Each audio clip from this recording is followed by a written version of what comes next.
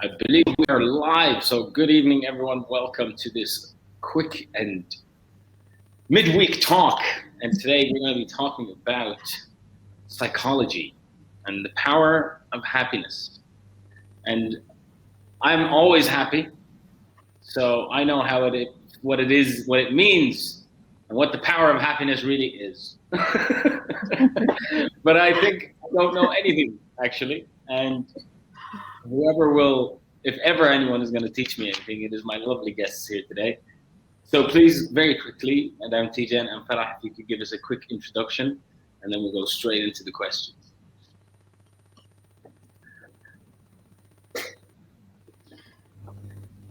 Okay, Tijan, maybe you start to introduce us a little bit. Okay, welcome. Good evening. It is so excited to be with you, the fellows in Qatar, and we appreciate really to come here and listen to us. We are with Farah and me. We built the called Power of Happiness platform to really try to improve the workforces and the managers' effectiveness and happiness to better levels. Both of us engineers. I am electrical engineer and Farah is industrial engineer. She worked for IBM for many years, more than 20 so years. many years. You better not tell how many. Don't tell too much. And I worked for IT industry for more than, again, 20 years. 13 years in NCR, National Cash Registers. Maybe you haven't heard about it because it became an old company now. But Apple, you know, I was the general manager of Apple Turkey for 6 years. And then I worked for media for some time, for 10 years. I mean, when I count the years, then my age is getting a little bit. You know, Tijan, how Indians count? Sorry? Tijan, you know how Indians count? They say 1, 2, 3, and more. So it is more. You don't need to count the years. Okay, true. Many years in media, and then many years in. Well, that's an accumulated wealth of experience. So, the power of happiness, the platform that you built, talks about PsyCap, or psychological capital. Yeah. And our first thing that we want to understand, what is PsyCap, or psychological capital? In fact, PsyCap is psychological capital is a little bit new concept. I mean, it brings lots of things together, and it is built more for the employees and for the corporate level. It refers to a set of resources a person can use to help improve their performance on their job and their personal success. And it has 4 pillars, in fact: hope, self-efficacy, resilience, and optimism. And sometimes this called as HERO with the initials. So HERO is the way to become successful even in the difficult times. While every component has its own characteristics and interventions, the concept of PsyCap is greater than the sum of these pillars. That's the idea. When you think these 4 pillars together, the effect is more than these 4 individuals. During the coming weeks, we will be define all of these resources, the pillars, and why they matter together. But just to begin with a brief description, hope is in maybe the most simple way is the assessment of the possibility of a desired outcome, usually the positive outcome. We will talk about hope today. That's why I skip it a little bit. And what is self-efficacy? This is the quality of persistence mixed with confidence. It refers to a person's confidence in his ability to control outcomes and overcome difficult challenges. In other words, someone with high self-efficacy believes he can control what happens to him. These people know their abilities and use them efficiently, whatever challenges come their way. People like this don't shy away from big goals and are motivated to accomplish them. They aren't discouraged by failures and believe they have the control out of it and to fix it. And what is resilience? Maybe most of us hear about that. I mean, this is maybe the most common, especially during the last 2 years during the pandemic time. Resilience is almost the most popular term. It is the ability to bounce back from challenge, risk, and failures. Resilient people can adapt to changing and stressful situations effectively. They are good at working through negative experiences and change happening around them. Most people call these types of people strong after seeing them come back from the hard situation. They work hard to reach their goal and adapt to challenges and change. When facing failure, they bounce back quickly and change their approach to make sure that they don't fail again.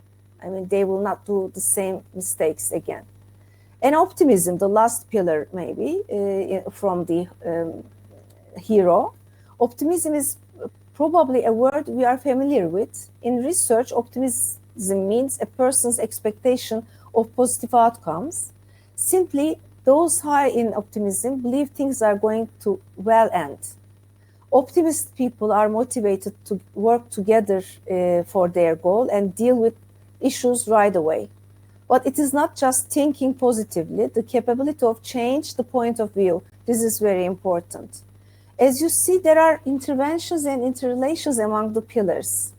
And importantly, psychological capital can be developed, trained, or coached. So this is our luck. So we can build this.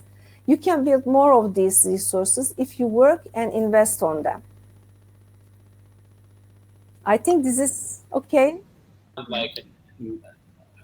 Like there needs to be some kind of investment done into a proper psychological capital.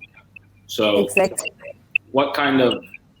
How do you invest in psychological capital? Like what is the investment that's required? It's not a financial one, is it? Well, I hope it's not a financial one. It will not be a financial one. Well, actually, when we say investment, you are right. We think of, economic capital, or recently we are talking about human capital a little bit in the companies, in the organizations. So psychological capital may remind us of investing money or about our bank accounts. But actually, it is an investment. It is an investment, but this time it is not as money or assets, but it is an investment in ourselves, in the people. So actually, we need a lot of skills in this world now, and these are called, the skills related to psychological capital are called soft skills. But soft skills are actually hard skills. They are not easy to develop, and it's not easy to invest in them, and it takes real time and effort. I mean, it takes real investment. But even though it takes real investment, it is time to consider the notion of psychological capital and how it relates to our lives and our work lives. We need this capital, maybe more than ever. And we need it in all aspects of our lives, not only in personal lives, but in work, in organizations, everywhere. Psychological capital actually takes its roots from positive psychology.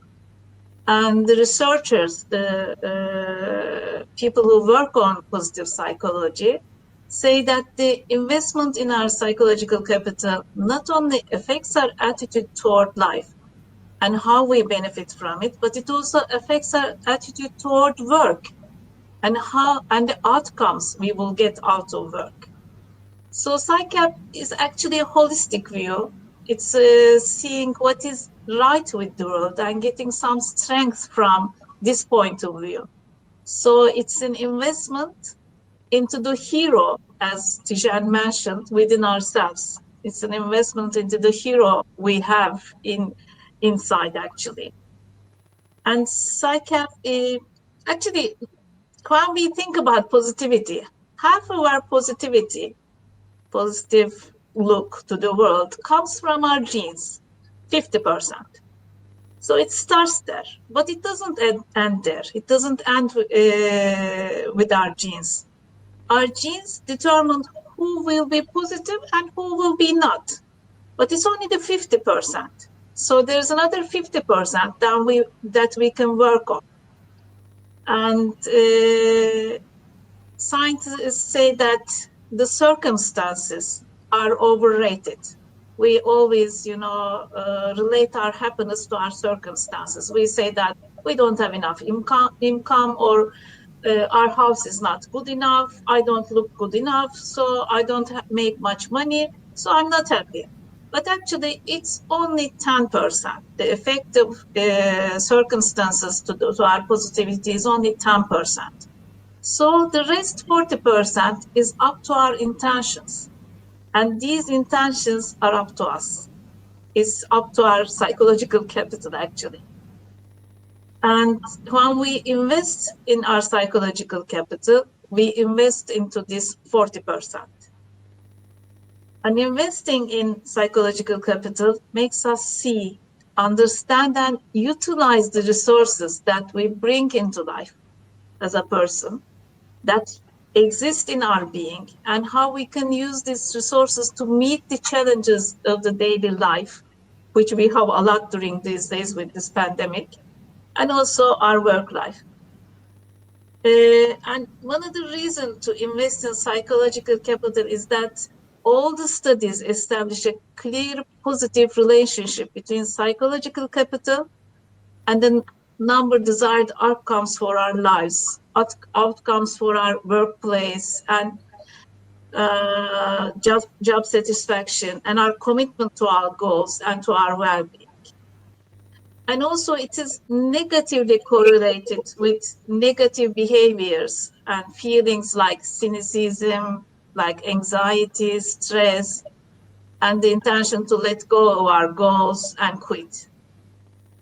And why now? Why are we talking about it now? Well, there is so much negativity in the world at the moment. It is carried over into our workplaces, into our homes, which are the recent workplaces for us, for all of us. So everyone is looking for a science to bring positivity into our lives, for a miracle to bring positivity into our lives, into our houses, and into the workplace.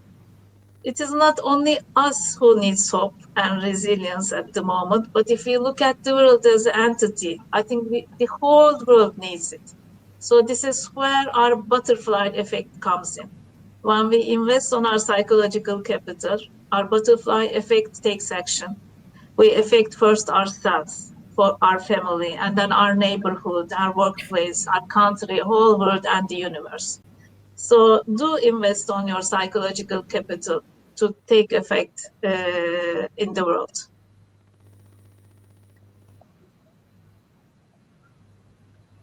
The group of individuals. So from what I'm hearing when you're talking about psychological capital, there's an element of the leadership to enhance and encourage, or that comes intrinsically to an individual who is at the higher hierarchical structure of the organization will be at the top, or if it's the individuals themselves, it's a group of individuals who can implement the pillars, the hero pillars individually. So what does it mean for like a person? Does a person have to be self-motivated? Or, you've touched on circumstances versus reality, the other 50% that we have to take the initiative for. So when it comes as an individual, as part of a group, how do you implement or how do you benefit from psychological capital as an individual, and what does it mean for a person? As I said, the concept of PsyCap is made up of 4 pillars: hope, efficiency, resilience, and optimism, with the commonality of appreciation and the positive appraisal of events. Developing one resource tends to boost the other ones as well. This is important. And while there is a lot of saying for every component, the concept of PsyCap is greater than the sum of it. And hence, the 4 components from the higher order construct, which maximizes its potential, and when all 4 areas are taken into consideration. And it is a concept more for organizations, as I said at the beginning. For employers and employee, both benefits from psychological capital. But as individuals, as we spread our attention across all these 4 areas of PsyCap, we can really create real value towards not only the job, but life satisfaction in general as well. And in addition to high performance, individuals with high psychological capital also have better well-being, as Farah said. There are lots of investigations, lots of researches about that. And one from China, for example, China Medical University, they say that when these individuals have work-life balance and work on PsyCap, they are less likely to be burnout, which is really quite important. Again, some researchers from Nebraska, they also found that psychological capital influences well-being over time. If you can have high psychological capital, you will be better in long run. And some studies even found that having high psychological capital while unemployed can improve a person's well-being. That makes sense, right? If you have high psychological capital, you will work harder to find a job and won't feel discouraged. I mean, you feel that you will find it. There's a lot of other researches shows psychological capital reduces stress and negative emotions. Luckily, as we said, it is we can develop it and we can train it and coach it.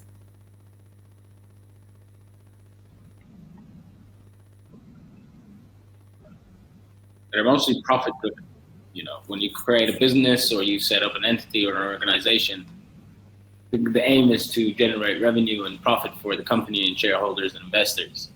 How does one, as an organization, try and implement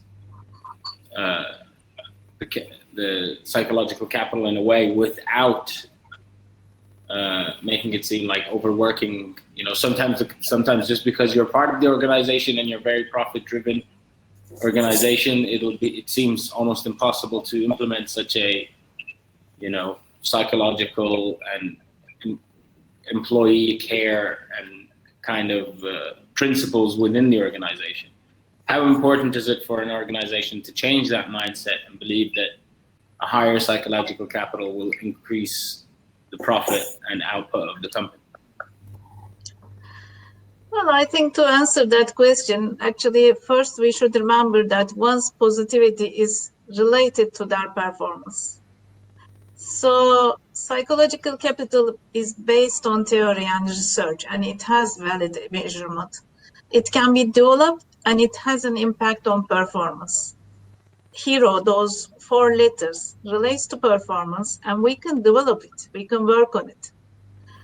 So how we can do this for ourselves and for our people, so we can get competitive advantage as an organization, or we get competitive advantage in life as a person or as a leader. So that's the question, actually. And what is great is that positivity brings positivity. It is a contagious effect. And Bill Gates says that the value of his company walks out of the door every night. So he talks about human capital, as it is popular to say now, human capital. So we talk about the experience of our people, the motivation, their creativity, leadership, and that's what makes the companies great. So if our value as companies, our capital is so related to people, then the well-being of these people is something that we need to invest in. And as leaders, we need to initiate tools and environments so that the people can invest in their psychological capital for themselves and also for the organization and for the leaders. at the moment, the world is in a state of transition in all dimensions, whether it's demographics, technology, or business, pandemic, the changing work styles, everything.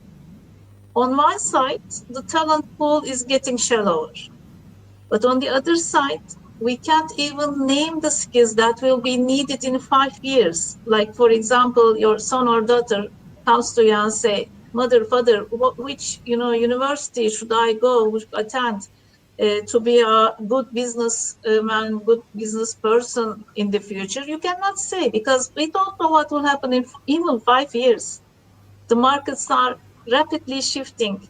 So the question is then, how do you retain your talent? How do you develop new talent and leaders, and how you prepare your company and yourself for these enormous changes? The answer is investing in you and your team's psychological capital, and be the heroes of today and tomorrow. These four letters in hero, actually they overlap a little bit, and working on one of these means creating a base for the other. For instance, people who are hopeful and optimistic tend to bounce back quicker from failures, so this makes them more resilient. So if the question is, how does PsycApp help prepare you, your team, and your company for the changes ahead? Then first, it improves overall well-being and it leads to success. And the development of PsycApp greatly adds to your individual's well-being and happiness. And as we look at the research, Tijan was talking about the research too, a whole company of happy people leads to a successful company. And PsycApp develops more productive, innovative, determined, and flexible employees who are more engaged, and they are likely to stay for long term with the company. And this leads to successful and agile companies and with a reduced bottom line. So we come to the question then, how do you develop your PsycApp so that of your employees and of your leaders? And the first step is recognizing PsycApp and its value. And more, as a leader, you set the culture for your team and for your company. So by valuing and developing your own psychological capital, being a role model, you are helping to create a culture and an atmosphere in which it will be easier for your employees to do the same. So investing on your own and your employees' PsycApp is a way to invest in the heart and soul of the company, actually. This means you and your employees' success at work will add to everyone's well-being. It's a win-win situation, and it's obvious value. So PsycApp is considered to be a vital factor for leadership development and influence. It seems to be critically important in harnessing an employee's creative potential. So positive leaders focus on their people, can flourish rather than how they function or what are bottom line numbers. So invest in your people and invest in yours and their PsycApp.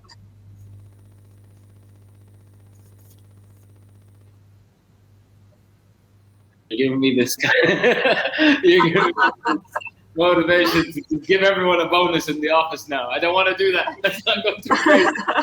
Maybe you should try. maybe we can always try. This is the same kind of feeling I'm having now about when we were preparing for this session. It was like, we're going to talk about hope as a pillar in your organization, and as a pillar in your organization, and it's like just that alone for me was a bit far-fetched, because it's like, you're never having these conversations. It's like you're in school or whatever. So I just hope for the best. Do what you can and hope for the best. But now we're actually going to understand how to instill what hope is. Maybe I've had hope wrong all my whole life until this point, and I learned something new. But when we're going to talk about hope being one of the pillars, can you just you know, let's give hope more detail or definition of what hope is in terms of psychological capital. And yeah, like, what is hope? Are we looking at it for, you know, that's the question now.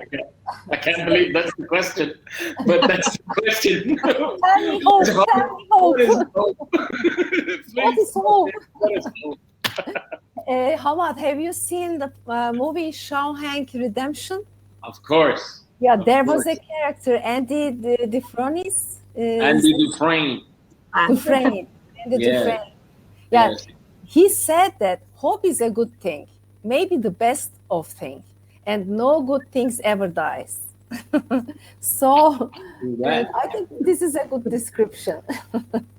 Okay. Hope is in fact really an assessment of the probability of a desirable outcome.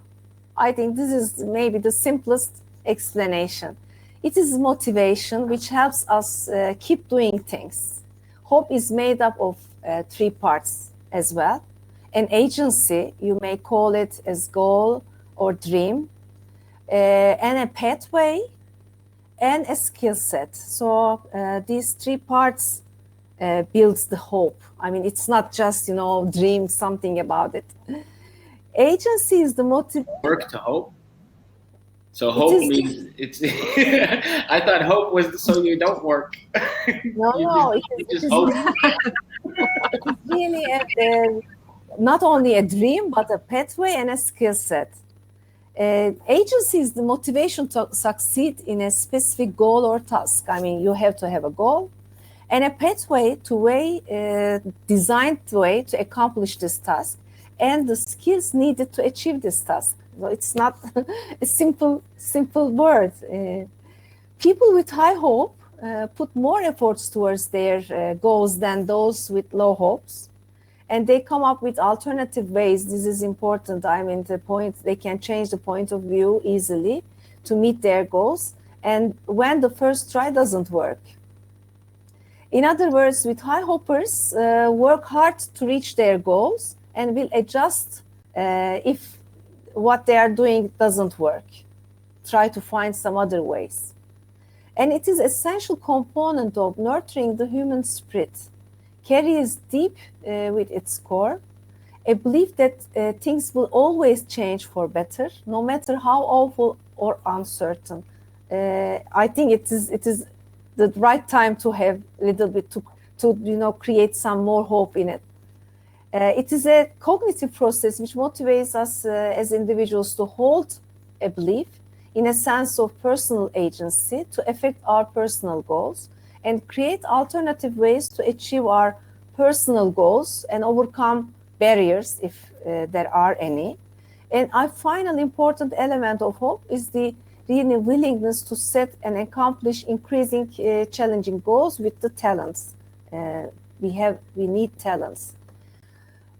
In the context of the workplace, it is perhaps not surprising that hope has been linked to increased resilience, as Farah said. I mean, it's very, in fact, interrelated with each other, and improved performance effectiveness and self-efficacy in times of uncertainty or challenge, as well as improved employee satisfaction and retention. Having leaders work with their employees to improve goal settings and identify a series of challenging goals, increasing motivation and improving new skills can be provided really to feed some goals in the team. So I think that is the shortest way to explain hope. I don't think it was also short, but yeah. So you need a strategy.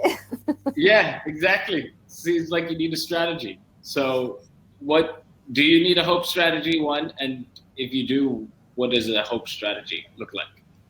Well, if you are asking, is hope a strategy? Or what kind of strategy we need? Actually, it is the only strategy. You know, we all heard of the phrase saying hope is not a strategy. Actually, when I was working in IBM years ago, there was a book like that. hope is not a strategy, and our general manager was writing a motto under his emails, telling all of us, hope is not a strategy, so don't hope, work, just work, But actually, it is the only strategy. Hope may not be a strategy, especially if it is based on illusion, delusion, or fiction or false assumptions. But hope is a critical part of achieving a strategy when it is based on what is possible, perhaps what is not highly probable, but possible. Hope views the glass as half full, not half empty, as we always say. And hope supports realistic optimism, which is a necessary component of success. When hope is based on real-world experience, knowledge, and tangible and intangible data, it results in trust, which is necessary in implementing a strategy. So it creates faith. Hope recognizes the reality that failure happens, success is not assured, the laws of physics don't change, and prudence is needed to discern when to persevere and when to pivot. Hope doesn't draw a linear path, but it does guide us through twists and turns. Optimists are more powerful for solving problems. The ones that pessimists say, no, this cannot be solved. And there's a phrase of Angela Blanchard. It says, you can't build on broken. There's a book called Switch from Dan and Chip Heath. And they use the term, it's a very famous book actually, and they use the term bright spots in the book. Bright spots are the places where things are working, when they are not broken. And people who use hope as a strategy look at what has worked, why it has worked, and what are the lessons that can be applied to other areas in the work, so hope can be a strategy. As we worked with the companies, with so many companies till today, we see hope as one common reason behind success. And when hope is directly tied to trust in what has worked and what can work again, it is definitely a common reason behind success. So what would happen if we try to make hope a part of our strategy? First, base it in fact, not on fiction. And then learn and apply from failures along the way. And focus on what's working instead of what's broken. Focus on what's right with the world instead of what's wrong with the world. And use a bit of optimism as your greatest act of rebellion against the naysayers and against the status quo. And hope empowers strategy. Hope is the attitude of champions, actually. It's the fuel of optimism. It's the enemy of despair and the creator of the future. So developing this dynamic life skill is one of the most effective ways of adding to your personal power, actually. So hopeful people choose to focus primarily on thoughts and events that induce joy, encouragement, pleasure, and constructive activity in their lives and in the workplace. So keep hope alive and use it as a strategy. There's a lot of little gems that you said there, like one-liners, like Are you optimists are satisfied? better at solving problems. Like I'm gonna put that on a wall somewhere. Hope is the only strategy. Hope is So the you are only satisfied. You like how I said it? I changed it, right? The meaning changed now. Good. It's kind of hard for people today, though, if they are not. I mean, I guess, does this fall under one specific type of individual to have these principles, to have hope, to be resilient, to have efficacy, self-efficacy, and to be optimistic? Is this a type of individual, or can it be with everyone? Because we're living now in a time where if you're starting up your own business, if you're looking for a new job, it's not the easiest sometimes with the pandemic. for certain people. It's definitely harder for others to get employment or to find a reason to, or something that makes them money, whether it's their startup or it's their services that they can offer because of the pandemic. So how do you go about creating hope in times like these? In some such uncertainties, especially. But this is just the right time to really develop or create hope among all these hopelessness. Desmond Tutu says hope is being able to see that there is a light despite all of the darkness. This is right. But there are 7 levels of being of individuals. The best one, the 7th layer, is synchronicity, working from a true understanding or focusing on creating a positive experience. The 6th one is innovation, ability to set aside ego, ability to seek, questioning, trying to find the best solution. The 5th layer is engagement, desire to bring value to be a contributor. The 4th one is courage, willingness to take a stand against previously held negative beliefs. Up until right now, these are the positive beings, okay? The best one is the synchronicity, innovation, engagement, courage. And now, from that moment, it is, the worst beings, let me say. Frustration, focusing on fighting for position against others, is an example. Fear, the belief that one must protect against almost certain loss. Even fear has something in it. And the 7th and the bottom level is hopelessness.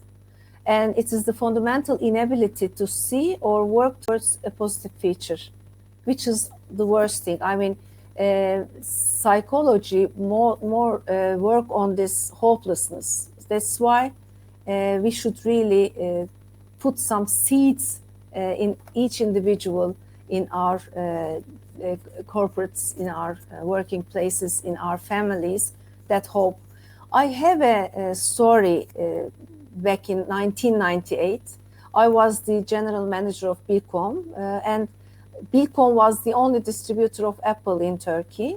And those years, you may remember Apple, but the worst years of Apple. So Microsoft and Intel was leading the industry, and Apple was recognized maybe just the solution for architects or designers or filmmakers only.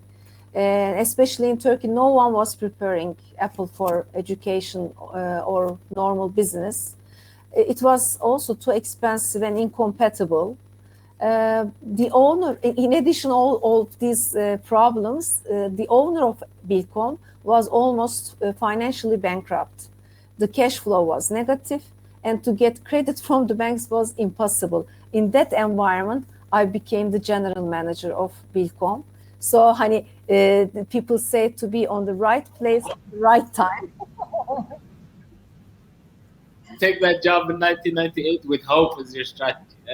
Yeah, it does not get any worse than this. So you might as well. Exactly. And the whole team was very unhappy, demotivated.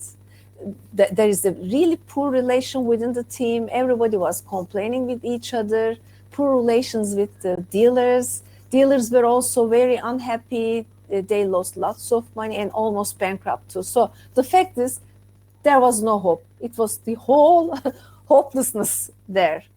So what we did at that moment, me and my management team, we created 2 projects.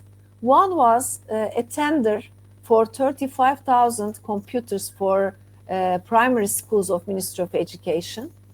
And the possibility to be one of the vendors to be selected as Apple was almost zero, but still there is a little bit hope in it.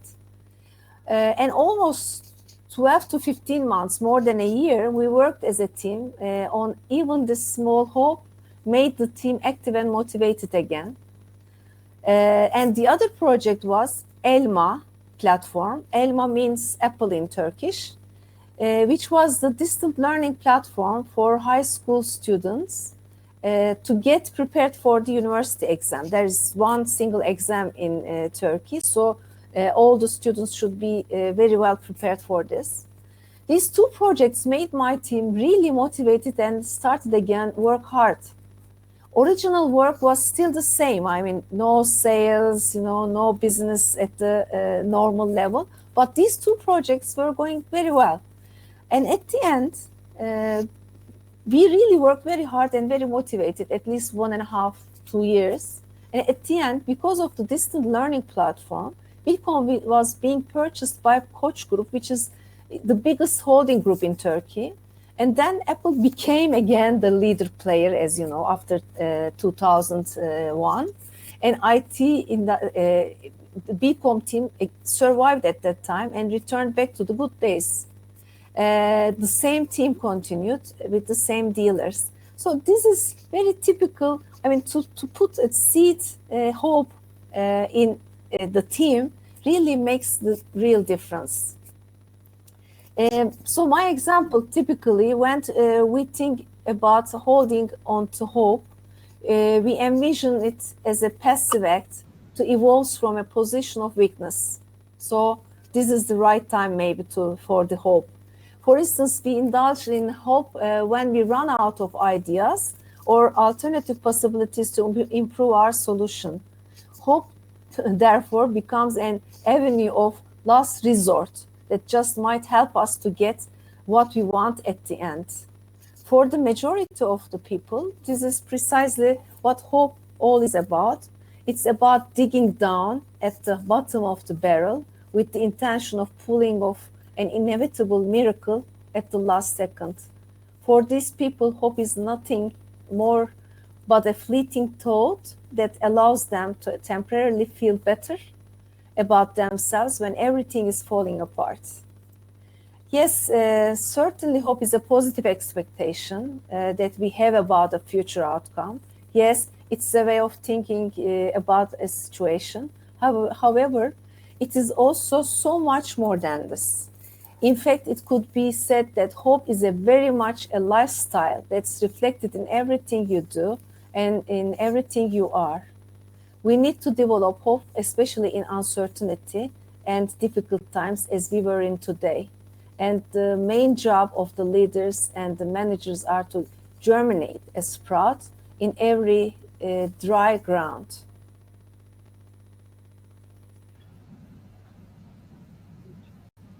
They have questions for us, audience members. We're getting a lot of thumbs up. Thank you for the thumbs up. That's not a question. I can think of a few. Let's see the chat. Such a nice formula. Thank you for the hope. You're welcome. Okay, I don't think we have any questions, but there's a lot more to learn about. And I think we've come to, before we end, is there anything you want to say before our session next week? Anything you want to add on? Any last let's try to see. Let's try to seed hopes to every individuals and in each organization. So next week, what we will be discussing, Farah?